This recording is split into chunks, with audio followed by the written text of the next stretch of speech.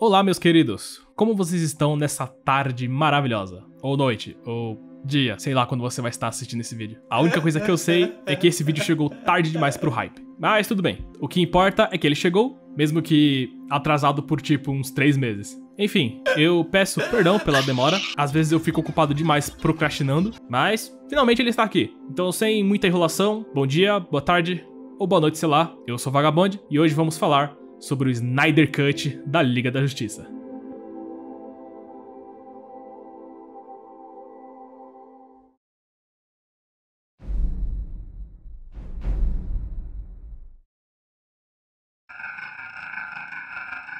Tá bom, pra cortar o suspense logo de início, muita gente, no caso umas 4, me perguntaram o que eu achei do Snyder Cut da Liga da Justiça, sendo um fã da DC além do nível ômega que eu sou. E eu já posso dizer aqui no começo mesmo que esse filme, A Liga da Justiça do Zack Snyder, é um filme bem mediano. Calma. Antes que eu seja crucificado injustamente, senta um pouquinho aí que eu vou contar uma história. O Snyder Cut da Liga da Justiça, que eu vou chamar só de Snyder Cut daqui pra frente, porque senão minha voz vai direto pro caralho, foi lançado em 18 de março de 2021, na plataforma de streaming da HBO Max, que ninguém usa, dirigido por Zack Snyder e estrelando Henry Cavill, Gal Gadot, Ezra Miller, eu acho que é assim que se pronuncia, Ben Affleck, Ray Fisher e Jason Momoa como os principais membros da Liga da Justiça, sendo extremamente inspirada na versão dos Novos 52. E esse é um daqueles filmes que tem um poço bem fundo de coisas pra falar a respeito. Ele tá sendo esperado faz quase um milênio inteiro entre os seguidores do nosso todo-poderoso Salvador, e provavelmente era o filme mais antecipado desse ano, prometendo tudo o que você consegue imaginar que a outra versão não tinha. Darkseid, Lanternas Verdes, diversas cenas que foram cortadas, cenas regravadas, 4 fodendo horas de duração, força da aceleração, mais coisas sobre o Cyborg, que praticamente é só um figurante na outra versão, e é claro, mais respeito com os personagens principais da Liga, que meio que tava faltando na outra versão do filme, que na minha visão era apenas um delírio coletivo. A ideia era apresentar pro público a visão original do Snyder sobre o filme antes da saída dele devido ao suicídio da filha, algo que o fez se afastar da produção por motivos óbvios e fez o diretor, que não deve ser nomeado, assumir a direção do filme. E bom, daí pra frente todo mundo sabe, o Joss Whedon mudou praticamente toda a visão original do Snyder pra algo mais parecido com o que você vê nos filmes da Marvel, cortando diversas cenas do material original e modificando outras pra se adequarem melhor ao novo roteiro e estilo de direção do Joss. E bom, o resto é história. Com isso em mente, o Snyder Cut foi praticamente fundado na base da revolta e desgosto dos fãs, que estavam em uma busca incessante atrás da verdadeira versão do tão aguardado filme da Liga da Justiça, que só poderia ser adaptado pelo grande e todo-poderoso Salvador, o Altíssimo Lorde Zack Snyder, com sua visão única do que deveria ter sido o início do universo estendido da DC Comics. E assim, os fãs, com a ajuda do próprio Snyder, foram capazes de tornar essa busca numa realidade, onde eles conseguiram o verdinho da Warner para a produção do filme, o que era inevitável, né, já que eles ficaram basicamente infernizando eles por um bom tempo. E agora estamos aqui, e olha, quando ele finalmente saiu, não tem muito o que falar, né? O Snyder Cut é infinitamente superior à Liga da Justiça em praticamente todos os sentidos imagináveis, sendo não só um dedo do meio do Snyder pra Warner, mas também pra aquele cara que não deve ser nomeado, e eu nem quero começar a falar sobre ele. Essa é uma das maiores conquistas pros fãs da DC Comics, que não só conseguiram fazer a diferença numa mídia que eles gostam, mas também conseguiram entregar de volta o respeito que o Snyder merecia. O filme foi extremamente elogiado não só pelos fãs, mas também pela crítica, o que é assustador, porque, porra, como vemos aqui, esse filme tinha tudo pra dar errado, e eu sempre fiz questão de dizer que não seria grande coisa, comparado com o último filme. Poderia ser melhor, mas não seria verdadeiramente bom, porque, né, os últimos filmes do Snyder do universo da DC também foram um tiro no pé. Então, desde o começo eu sempre me perguntei por que eu deveria ter um pingo de fé nesse projeto. Felizmente, no lançamento do filme, eu quebrei a cara. E só pra deixar bem claro, pra todo mundo que não me conhece, eu não sou um grande fã do Snyder como diretor. Ele fez coisas boas, mas todas elas possuíam problemas bem profundos, que impediam esses mesmos filmes de serem espetaculares, e só mantinham eles como bom ou só medianos mesmo. E é só isso mesmo que eu quero deixar um pouco claro a respeito da minha posição sobre o Snyder. Porque se eu for muito positivo nesse vídeo, eu vou ser marcado como um dos fanáticos do Snyder, que parece mais um culto do que qualquer outra coisa, ou como um hater sem base nenhuma. É só isso mesmo que eu queria deixar bem claro. Enfim, a questão importante aqui é: esse filme merece todas as notas altas de críticos e fãs? Bom, na minha opinião, não. Se a outra versão não existisse, esse filme provavelmente não seria tão vangloriado como ele foi, e como ainda tá sendo. Enfim, o ponto é, a versão do Snyder é infinitamente melhor que a versão do Whedon, mas não necessariamente é um filme bom. Ele é melhor, mas não é a próxima volta de Cristo como os fãs do Snyder gostam de falar. Então, já deixando tudo isso preparado, né, bora falar um pouco do filme em si. O Snyder Cut é separado em 6 partes, sendo estruturado como se fosse uma minissérie. Por quê? Bom, por que será, né? Do que eu entendi, a ideia original era que você assistisse eles separadamente pelas sessões do filme. Porém, o problema aqui é que cada parte do filme não tem nenhuma construção de clímax pra ir de uma parte para outra. Elas meio que são todas cortadas do nada com o passar do filme, e é quase que aleatório os momentos que esses cortes acontecem. Tem gente que fala que isso foi uma escolha artística por parte do Snyder, que tudo é planejado de acordo com a vontade do Todo-Poderoso, mas você não me engana, eu já fui traído uma vez e não vou ser coagido de novo. Ouviu, Snyder? Seus charmes não funcionam em mim!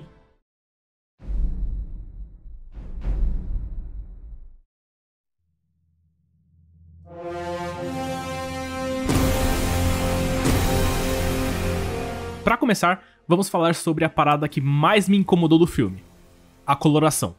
A versão do Snyder parece mais um velório, sabe? É tudo cinza, escuro e apertado. Não sei se essa parte encaixa no velório, mas tudo bem. E ocasionalmente me demorou também uns 15 minutos pra entender o que caralho estava acontecendo na tela numa cena de ação. Porque, primeiro, não dava pra ver pica nenhuma, e segundo, não dava pra ver pica nenhuma. É nesses momentos que eu tive que perder um pouco da minha visão, porque eu tinha que aumentar o brilho da porra da TV pra poder enxergar alguma coisa. Patrocínio, obrigado aí, Game of Thrones. Agora eu enxergo que nem uma topeira. E no caso do filme do Snyder, até o final dele eu já tinha sido quase desintegrado pelo brilho da TV. Obrigado aí também, Snyder. 4 fodendo horas de duração. Lembrete, eu tive que ver tudo isso num aspecto de 1:33:1, que de acordo com a internet é muito melhor para ser exibido numa tela IMAX. Ou seja, foda-se o resto do mundo que assiste no celular, na TV ou no computador, né? Novamente, obrigado, Snyder. Eu entendo que a perspectiva de 4:3 é pra fazer os personagens parecerem muito mais grandiosos e heróicos, ou muito mais intimidadores e vilanescos. Mas, puta merda, né, irmão? Eu não consigo ver nada. Esse tipo de perspectiva funciona muito melhor em filmes como O Farol, por exemplo, porque o propósito principal do filme é te dar aquele sentimento de claustrofobia. Isso sem falar que o filme inteiro só tem 2 pessoas na tela o tempo todo, diferente do Snyder Cut, que tem uma puta guerra rolando de fundo e várias batalhas entre os super-heróis e os vilões. E isso incomoda demais, porque eu não consigo ver tudo que o filme quer me mostrar por causa dessa perspectiva. No Farol, pelo menos, eles tinham aquela desculpa de que a perspectiva 4:3 era para recriar o clima de um filme clássico, sabe? Que se passava naquela época. Aqui não tem desculpa, aqui é só loucura do Zack Snyder mesmo. E como eu disse, o filme inteiro é muito cinza, que é algo que faz um puta desfavor contra o visual dos personagens. Exatamente por causa dessa coloração e desse clima mais sombrio, mais escuro, literalmente, a gente não consegue ver os detalhes das roupas do Superman, do Flash, da Mulher Maravilha, ou desses outros personagens que também são coloridos. A única exceção aqui é o Batman, porque ele tá em casa, sabe? Todo o filme dele não dá pra ver porra nenhuma. E essa parada é uma coisa que eu acho que a versão do Joss ganha, entre aspas, contra a versão do Snyder, porque pelo menos eu consigo ver as cores vibrantes dos personagens e reconhecer eles melhor, já que a saturação do filme é muito mais focada em destacar cada personagem do filme. Porque, tipo, sabe, é um filme sobre a Liga da Justiça, que é a porra da equipe de super-heróis mais colorida que você vai encontrar do caralho dos quadrinhos. E isso, o filme do Joss consegue captar muito bem. Eles são bem coloridos e eles são bem dispersos uns dos outros. Mas, né, não tem muito o que eu falar sobre os outros aspectos do filme, porque praticamente essa é a única coisa boa que o filme tem.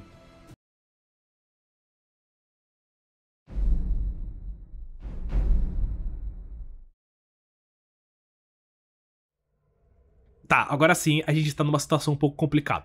Pra comentar um pouco sobre as diferenças que existem entre os filmes, Vamos por partes. Diversas cenas de ambas as versões foram alteradas e algumas foram praticamente excluídas de uma versão ou outra. Ou seja, ambas as versões dos filmes possuem diversas cenas que são específicas para eles. E consequentemente os dois têm aquelas cenas que, em palavras bem rudes, eu considero como extremamente desnecessárias. A gente ainda tem aquela famosa cena do Batman fazendo piadinha, chamando o Aquaman de cara que fala com os peixes, o que tecnicamente não está errado. Tem o Flash colocando uma linguiça no bolso da calça na velocidade da luz, por motivos desconhecidos. Isso sem falar naquela cena no começo da versão do Joss Whedon, que já é infame. Não tem como não esquecer, né? O lendário Superman Boca de Sacola, que eu me recuso a comentar sobre ela. Algo que, por sorte, o Snyder removeu da versão dele. Essa parte e a parte do Batman também no começo, que ele captura um parademônio e depois o bicho explode, lá em Gotham City. E ele também remove aquela montagem da galera em luto pela morte do Superman. No lugar dessa palhaçada toda, o Snyder Cut começa literalmente com a morte do Superman, literalmente no final de Batman vs Superman, com todo o universo expandido da DC reagindo à morte dele, já que o grito do Superman literalmente atravessa o planeta inteiro. Então todo mundo do filme consegue ouvir. Eu não vou mentir,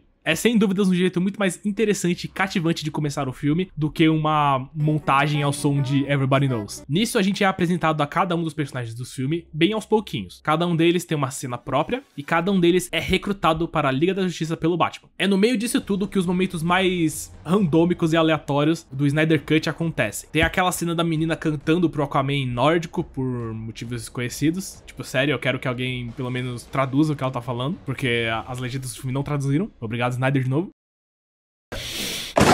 Tem essa cena do Batman e da Mulher Maravilha tocando ao mouse ao mesmo tempo, dando um pouco daquela famosa tensão amorosa entre eles, que não vai a lugar algum no filme, e provavelmente nunca vai ir. Tem várias e várias cenas assim da versão do Snyder que não são uma melhoria da versão do Whedon, especificamente porque elas têm literalmente o mesmo propósito. Elas são cenas pra encher linguiça e não vão a lugar algum. Mas pelo menos eu dou uns pontos a mais pelo Snyder, porque essas cenas são bem pequenas e elas são bem menos vergonha alheia que a versão do Whedon. De preferência porque pra cada uma dessas cenas inúteis, existem também cenas lindas e maravilhosas, como aquela cena do Flash salvando a Iris, que é simplesmente de fazer você chorar, sabe? Qualquer fã do Flash vê aquilo e fica emocionado. Tem também um pouco mais da história pessoal do Cyborg, que dessa vez é um personagem de verdade no filme. Isso sem falar nas mudanças dentro das lutas que acontecem com o decorrer do filme, que dão muito mais peso e muito mais impacto pra cada soco, chute ou voadora, sabe? Todas as cenas são muito mais bem dirigidas e épicas, com uma trilha sonora que é de fazer você cair do queixo. Sempre que eu ouço a trilha sonora desse filme, diga-se passagem, eu penso que, cara, eles mal aproveitaram demais o fato de que tinha o Danny Elfman no último filme. E a trilha sonora dele é basicamente um Ctrl-C, Ctrl-V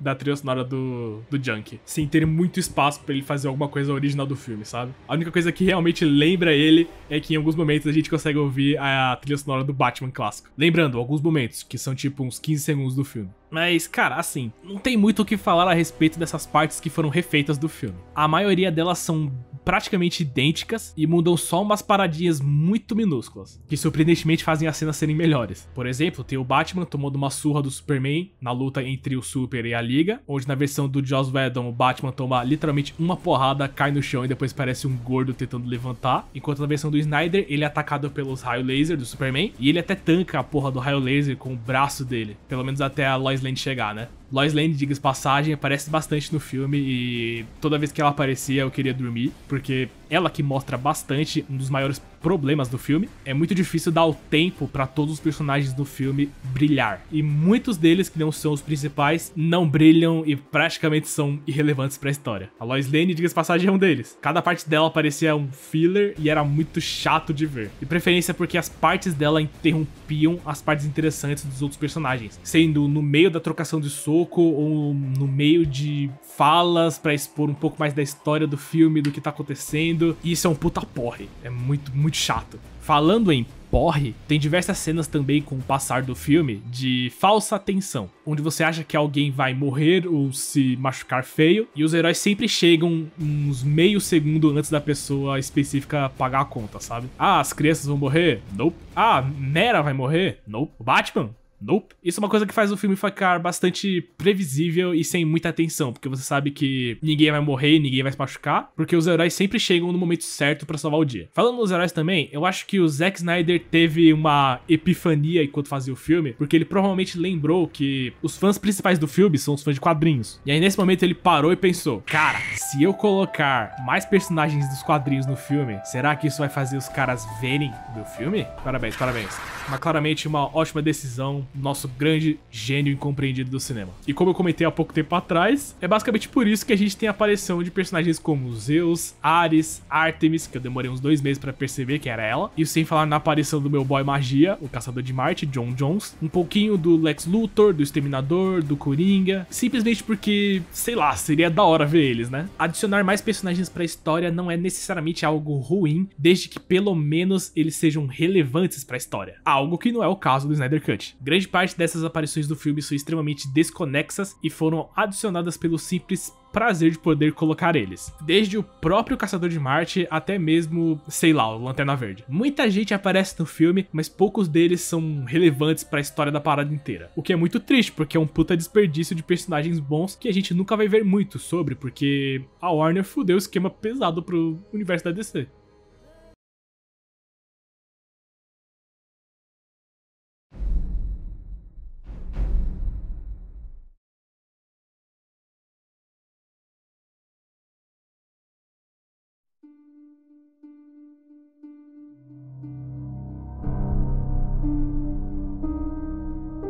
Tá, agora sim, bora falar de coisa boa. E eu já quero começar sobre a melhor coisa do filme, além do Flash na Speed Force, que é top 10 melhores cenas do cinema de super-heróis. Só perde pra, sei lá, o Homem-Aranha no trem. Mas enfim, eu quero falar sobre a melhor coisa do filme, que é o Cyborg. Porque como eu repeti umas 4 vezes durante esse vídeo inteiro, o Cyborg é um personagem de verdade nesse filme, não um pedaço de papelão, que nem no filme do Whedon. No Snyder Cut, o Cyborg é realmente um personagem muito mais interessante, não só comparado com a versão do Whedon, mas também comparado com a versão dele nos 952. Algo que não é difícil. E aqui a gente consegue pelo menos entender os sentimentos dele sobre o que aconteceu com ele depois de perder praticamente o corpo inteiro, não só por um acidente, mas também por uma tecnologia alienígena. E não só ele é um personagem interessante agora, mas também como o pai dele, que também é uma figura muito importante pro background do personagem, já que quem coloca o Cyborg nesse estado é o próprio pai, na tentativa de ajudar o filho dele a voltar a andar depois de um acidente num jogo de futebol americano. É muito interessante o jeito que o filme explora os sentimentos do Cyborg, de culpar o pai dele, mas ao mesmo tempo entender o porquê que o pai dele fez isso. E fica muito claro aquele dilema de tipo, se você tem a capacidade de salvar ou ajudar alguém que você ama, alguém que você se importa, você não arriscaria? Você não tentaria se soubesse que existe a possibilidade de sucesso? É exatamente esses tipos de pensamentos e interações entre os dois personagens que fazem a relação entre ele e o pai tão interessante. Porque em outras palavras, o Cyborg ao mesmo tempo que condena o pai dele, também ainda ama ele por dentro. E por não poder realmente mostrar isso a ele depois que o pai morre, é aí que a culpa cresce muito dentro dele, porque agora já é tarde demais pra poder pedir desculpa. Eu realmente não esperava que fosse dizer isso, mas eu gostei dessa história do Cyborg. É uma origem que é muito, muito legal e é muito diferente do que a gente vê nos quadrinhos no geral. Não só isso, ele é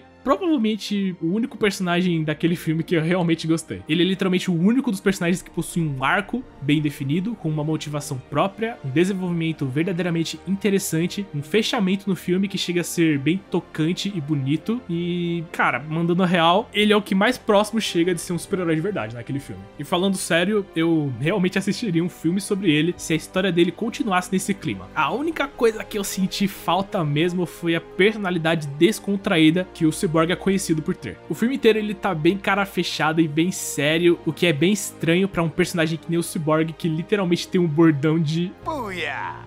Eu sei que não se encaixaria no clima do filme e tal, de preferência porque 2 alívios cômicos não seria algo que daria certo, mas seria legal ver o Cyborg bem mais otimista do lado do Flash, já que eles seriam os caras mais descontraídos dentro da equipe inteira, que é só cara emburrada e cor cinza. Outra melhoria que é bastante relevante falar é sobre o vilão principal do filme, o Lobo da Steppe, que recebeu uma repaginada completa no visual muito mais semelhante ao que a gente vê na cena especial do Batman vs Superman. No Snyder Cut ele é bem mais robusto, mais intimidador e ele realmente tem um peso e uma física por trás dele. Ele não parece um boneco de plástico derretido que nem na versão do Whedon. O cara tem uma armadura muito zica, que parece que faz parte da pele dele, com muitos detalhes bem pequenininhos de como ela se mexe com o corpo dele, quebrando flechas ou até mesmo se contraindo para mostrar o rosto dele. Ele ainda continua feio que só o cão, mas pelo menos ele é diferente e não é só um cara genérico maligno que nem na versão dos quadrinhos. Aqui ele é muito mais da hora, não só visualmente falando, mas também em outros aspectos. O Snyder melhorou muita coisa a respeito do Lobo da Steppe. Agora ele tem uma motivação de verdade, além de querer lamber o pé do Darkseid. No Snyder Cut, o Lobo da Steppe é expulso de Apocalipse, especificamente depois da cagada que ele fez na guerra contra os deuses antigos há milhões de anos atrás. E ele é obrigado a conquistar milhares de planetas antes que ele possa pensar em voltar pra casa. E no meio desse trajeto, ele vai de encontro com a Terra pra conquistar ela, claro. Mas quando ele chega lá,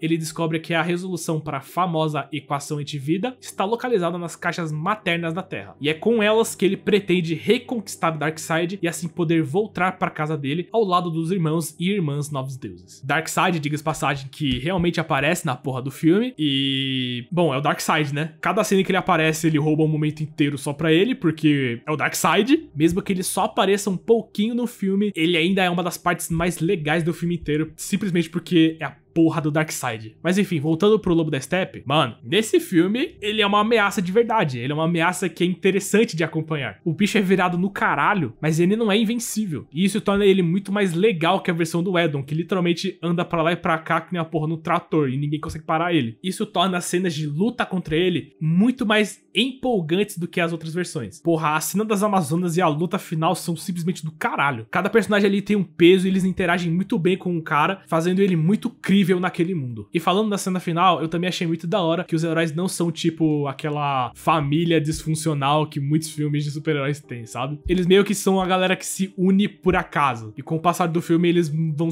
aprendendo os poderes e as limitações de cada um. E em alguns momentos, eles até mesmo começam a trabalhar juntos, mesclando suas habilidades umas com as outras, dando em cenas que são muito da hora.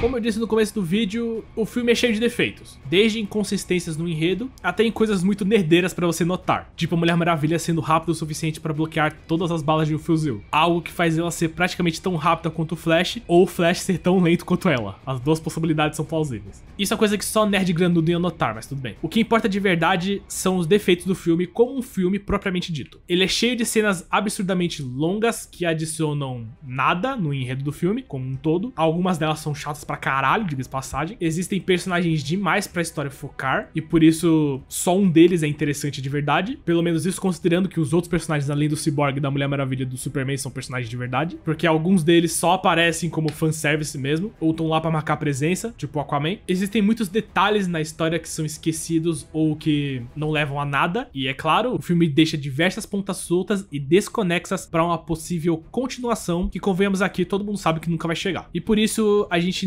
nunca vai saber o que realmente é o Nightmare, o que vai rolar com o Lex Luthor e o Exterminador, qual é a do Coringa, muitas coisas que foram jogadas na nossa cara, mas que não importam mais porque a Warner decidiu não continuar com o projeto do universo da DC Comics, e agora os filmes dela daqui pra frente vão ser universos separados de novo. Sendo bem sincero, é bem triste ver como o universo da DC veio conhecer o seu fim muito antes do planejado. Não só por falta de respeito do estúdio com o diretor, mas também por falta de organização e planejamento. Mas assim, o Snyder Cut ainda é uma vitória grandiosa pros fãs da DC, que basicamente mandaram uma mensagem pra Warner que provavelmente, ou melhor, talvez faça eles pensarem a respeito. Nós, fãs da DC, não queremos o jeito Marvel de fazer filmes, sabe? Queremos o jeito DC de fazer filmes. O Snyder Cut não é um filme ruim, mas também não é um filme bom. Pra mim, ele é indiscutivelmente melhor que a versão lançada pelo Joss Whedon, sendo muito mais respeitosa com os personagens, com o clima do universo DC e com todo mundo no geral. Mas ainda assim, o Snyder Cut sofre muito dos problemas de seu próprio diretor,